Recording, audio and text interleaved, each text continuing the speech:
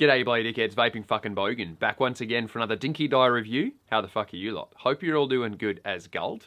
Ultroner are back again with a new mod, and I was particularly interested to see what they came up with this time because, I'll be honest, the last few that I've had from Ultroner, they've had some nice ideas, but poorly executed. Some shit build quality and a few other fucking just dumb things.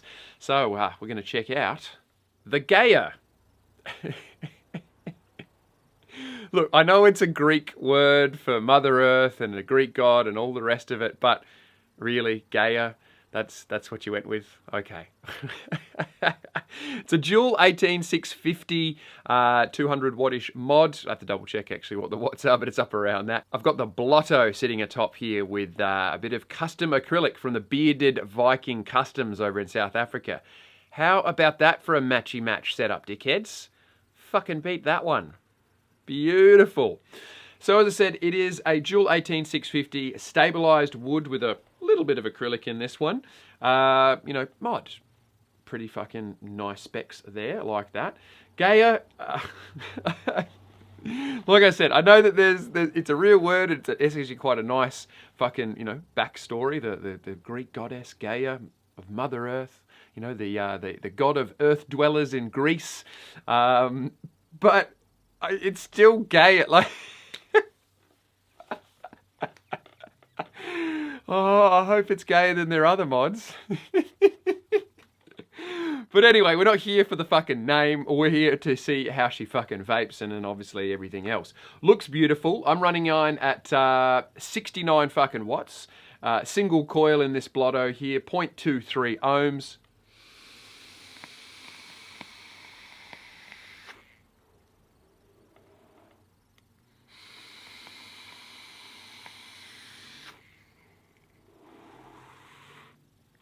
Pumping out the clouds just beautifully. Really, really happy with the performance. And yeah, I can report early in the video that there are no major fucking problems with this mod, Ultroner. So fucking well done. The Ultroner reps are like, oh, fucking thank God.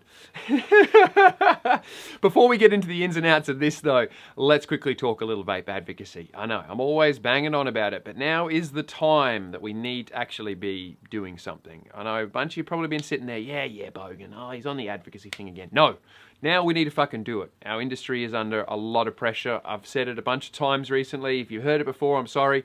The US problems, the Australian problems. Fucking Philippines is talking about taxing $1 a mil. New Zealand was talking about flavour bans. There's all sorts of fucked up stuff happening everywhere. What I want to draw your attention to is a fantastic video put out by Dash Vapes, fellow reviewer. Fucking thank you, dude, for your awesome work on one of your recent videos. I'm going to put a link in the description. I urge everybody who watches this video, all right, there's going to be a few thousand of you, everybody share that video. I challenge you. If you don't share it, you're a shit cunt. How about that? Yeah. I'm saying that. Share it or you're a shit cunt. Don't care where you share it somewhere. Because it's a really, really good video explaining black and white, clear and simple for the everyday punter who doesn't vape and has heard all this THC vaping epidemic bullshit that's being spread around. This sums it up perfectly. So share the shit out of that video. All right? Let's share a fucking beer. Got a big pink can of beer from Toll Brewing, the Danish brewers. This is called Marmalade. It says marmalade. A marmalade fruit ale with blackcurrant, raspberry, strawberry, and vanilla, re-fermented with Toll Instant Crush Brett. So I guess that's the Brettanomyces or whatever, the fermentation bacteria. Anyway, let's see how she fucking tastes.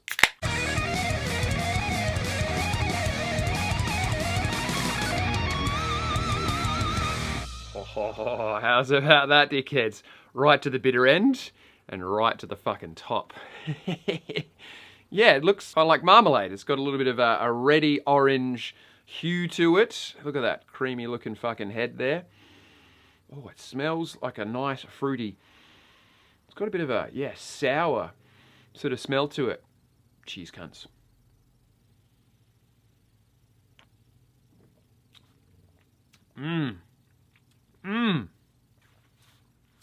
No sourness. No, I thought I'd get a bit of sourness there, but not really any sourness, but a delicious raspberry and fruity. What else am I tasting in there? Some definitely marmalade and raspberry. I'm getting a fair bit of that.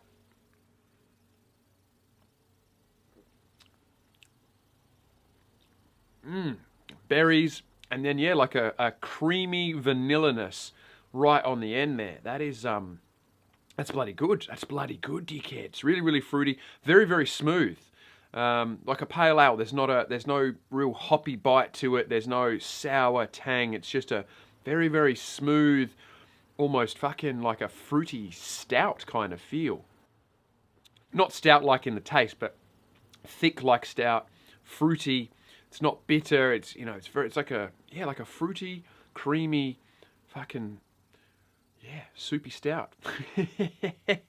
That's different. That's interesting. Let's pair it up with a juice. Vaping a bit of my own Bogan brews, dickheads. This is Bloody Ripper. It's a raspberry pineapple sour, which should go well with our, you know, raspberry, strawberry, blackberry or blackcurrant, whatever it was, blackcurrant, beer. If you cunts haven't fucking tried it, get onto some Bogan brews. Jump onto vapingbogan.com and you can find your nearest stockers all over the fucking world. And yeah, it's a raspberry, like a chalky raspberry with a tangy sour pineapple to it. I fucking like it, but of course I'd say that. Let's see if our raspberry pineapple mixes with this beer. Oh yeah. Yeah, the chalky raspberryness has gone really, really nicely with that blackcurrant and the berry, strawberry, raspberry flavours.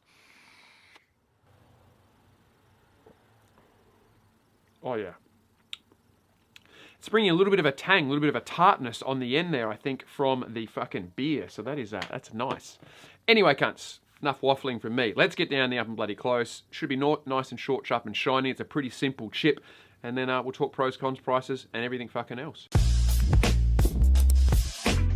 Okie fucking dokie, dickhead. So this is the packaging. Your Ultroner Gaia will come in. Born for stab wood. That is their fucking slogan. Let's see what they fucking put inside. 1 Gaia mod, 1 Gaia manual, 1 Gaia polishing cloth, and a Gaia bag. So let's go through some specs. She'll fire down to a 0.1 ohm coil. It gives you 5 to 200 watts output. Voltage range is up to 8 volts, so pretty good in terms of its voltage output. And it is made of stainless steel and stabilized wood. As you can see there, a very shiny, polished, you know, chrome-looking stainless steel front plate. Rotating around, we've got that stabilized wood, which is, you know, pretty standard for Ultroner. It's their sort of trademark, I suppose. Really, really nice though, as you can see, and a very nice glossy finish. You know that stabilized wood has been sealed, so it's not going to swell and get all fucked up on you. It's got a very nice, shiny, smooth, and you can definitely feel it's sealed very well. Got a little bit of acrylic mixed into that stabilized wood. This one here is mostly stabilized wood, but they are obviously going to, you know, be different. All of them are going to be slightly different. Some will have, you know, different amounts of acrylic in there. There are a whole bunch of different colors available as well, as usual with Ultroner products.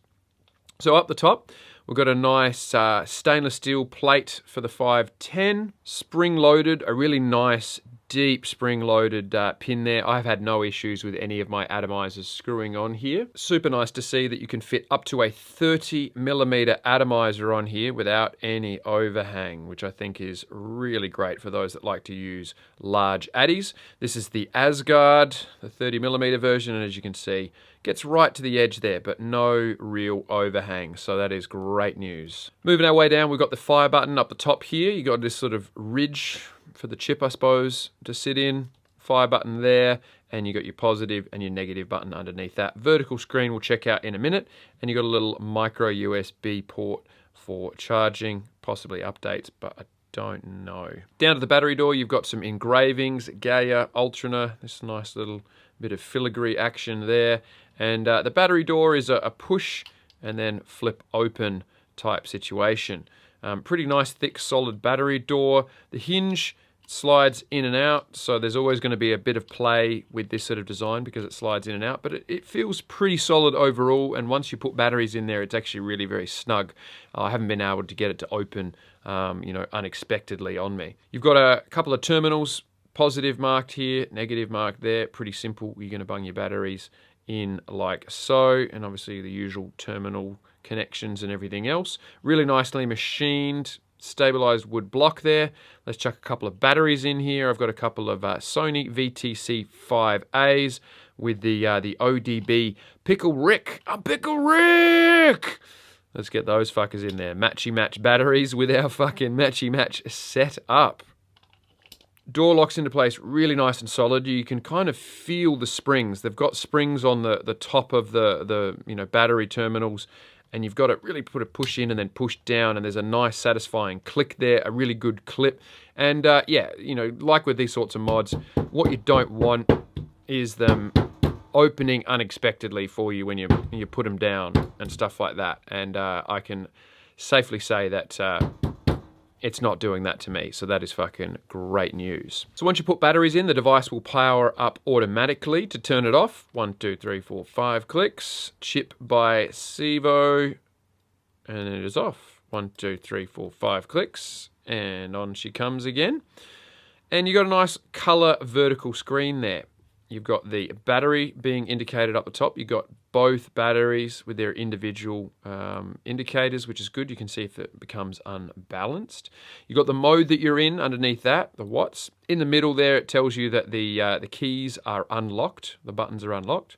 You've got your wattage, and really nice to see that we've gone for 1 watt increments. None of this, bullshit fucking, 0.1 watt increments, which take forever to fucking do anything. So really like to see that they have done that. Underneath that, you've got the resistance, you've got the voltage being applied, and you've got a little puff counter there. And then this little bar here just tells you how long your last vape was for. Kind of useless, but it's there. It doesn't really have a menu system, but you can flick between some modes. So 1, 2, 3 clicks, and you'll see you flick over to voltage, which is a neat feature. Again, not a lot of mods will give you a voltage option rather than just, wattage. And you'll be able to get that full 8 volts output that the chip can do. So that's pretty fucking neat. 1, 2, 3 clicks again, we flick on over to bypass. So it's going to bypass essentially the regulation, and it's going to just output the raw voltage that you have in your batteries. And they are running in series because obviously it is a chip mod that goes up to 200 watts.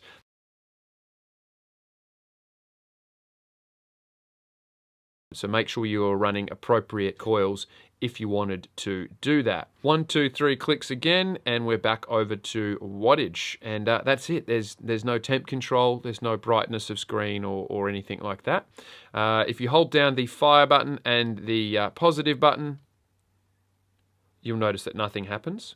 If you hold down the fire and the negative button, you'll notice that your puff counter resets. If I hold down the positive and negative keys together for a second, it will lock them, so I can no longer adjust the positive and negative buttons, and I also can't fire the device. The whole thing is just locked off. There you go, dickheads. There's not really much else to fucking show you. It's a very simple, basic sort of chip in a really pretty fucking body. So let's jump back up top, talk pros, cons, prices, and everything fucking else.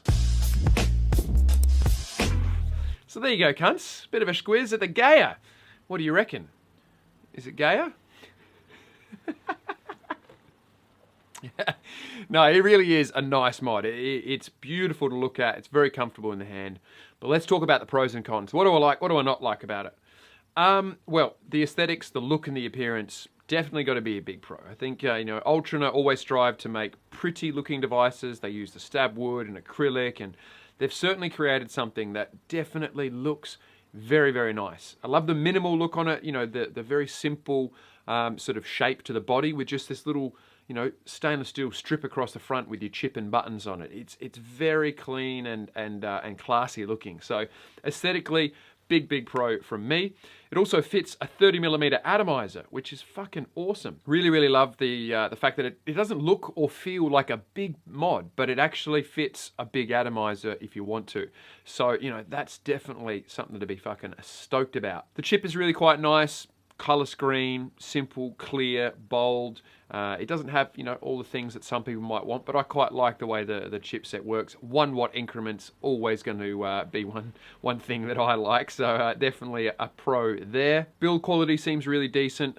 You know, the finish on the stabilized wood has got a nice glossy lacquered finish, so you know it's not going to swell on you. Stainless steel, you know, components elsewhere. Battery door seems really solid. As I said, I haven't had any issues with it opening up, you know, banging it on stuff, smacking it on things. It doesn't open up on me. So in terms of build quality, I'm pretty fucking happy with it. 8 volt output is pretty good for a dual 18650 mod. You know, a lot of devices will have like a 7 or a 7.2 volt output. So to be able to get 8 volts out of your 2 batteries, that's definitely worth mentioning. And you've got a voltage mode there as well. Not a lot of people like voltage mode, but there are definitely those that do, and those cunts fucking appreciate it when they get a voltage mode in a mod. So I think it's really decent that they've included voltage in there, as well as, you know, your bypass and your standard wattage. Nice and quick to fire. There's no real delay. As soon as I hit that fire button, it's going.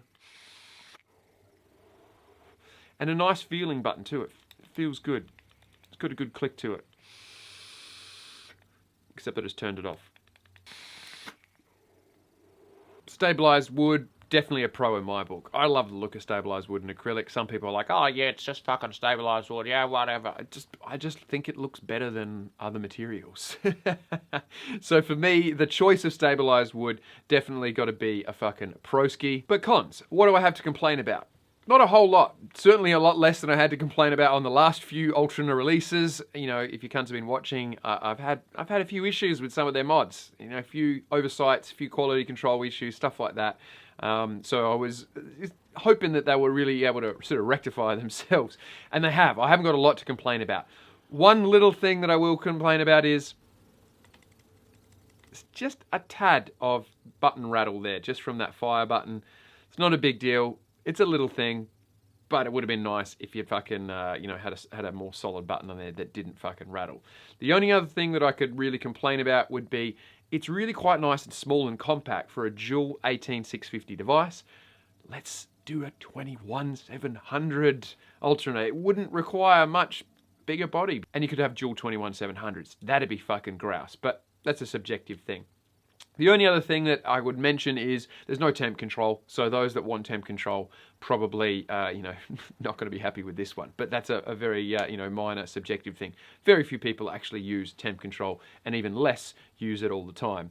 So what is it going to fucking set you back? I don't think I could find any US-based sites that had this listed, but there are a bunch of, you know, Chinese warehouses like your Fast Tech and Vape Sigga that had it for $239 US. So it is kind of expensive, but, you know, it's Ultroner, it's their stabilized wood, blah, blah, blah. I mean, you can't decide whether you think it's worth 239 bucks. I think, given that it doesn't have a DNA chip in here, Ultroner, stabilized wood, yeah, it's more expensive than some other materials. 239 seems a bit steep. I think maybe you could get it under that $200 mark would be a little bit better. In the UK, I did notice that stabwoodmods.co.uk, they specialise in stabilised woods, hence the name. They had it listed for £175. The good thing about their site is they actually have the individual mods photographed, so you can see the colour and you can actually see the mod that you're buying. You're not just picking green and then waiting to see what green one turns up. You can actually pick your mod. So that's pretty neat from stabwoodmods.co.uk. Here in Australia, nobody had them listed, and you know, elsewhere in the world, they're pretty fresh. So I'm guessing they're going to be filtering their way out. But yeah, not a cheap mod, certainly not you know, ridiculously expensive, but I think it is a little bit more than what I think they could be selling this for. I think they could definitely be getting this below that 200 US mark, and, you know, really competing with some of the other mods out there that aren't nearly as nice. It's expensive for what it is, I reckon. But you can't be the judge and make up your own bloody mind. Overall, a really, really nice looking mod, a really great feeling mod in the hand. It's comfortable, it works well, it fires fast. You know, it's definitely what I was hoping for out of Ultroner after the fucking mishaps on the last few. So yeah, definitely redeemed yourself a little bit here. Still some areas for improvement maybe on that button there, but overall I think a pretty nice fucking mod. I'm going to get the fuck out of here though. So I'll put the usual Instagram and Facebook links down in the description if you want to check out what this Muppet gets up to outside of the YouTube videos. If you want to support my channel, please do. Hit the like, hit the subscribe button. They're both fucking free. Make sure you turn on that little bell icon there so maybe you'll get notifications when a video goes up, but YouTube are pretty shit. So if you really want to know when something has been posted, hit my Twitter account and follow me there, because everything that I post on YouTube generally gets shared straight away to Twitter. But if you really want to keep me behind the lens, then hit some of my support links. As I've said 1,000 times, I run an independent channel, and what that means is there is zero payments for doing these reviews. I don't take any sponsorships. There's no sneaky jumping the queue fees. I don't take money for doing a fucking video. I want to make sure you're getting a truly unbiased opinion on a product. But to keep doing that, a bit of public support is obviously how I get by. So hit my Patreon page. I do special content and vlogs there every week that you won't see here on YouTube, as well as all the extra gear going straight off to the fucking supporters. But if you can't, that's all good. Sit back. Sub-home your fucking dicks off. Or your bloody tits off. I don't care whether it's a green bit of wood or a silver bit of metal. As long as you're not banging the fucking bungers, that's all that matters. Cheers for tuning in. Cheery fucking O.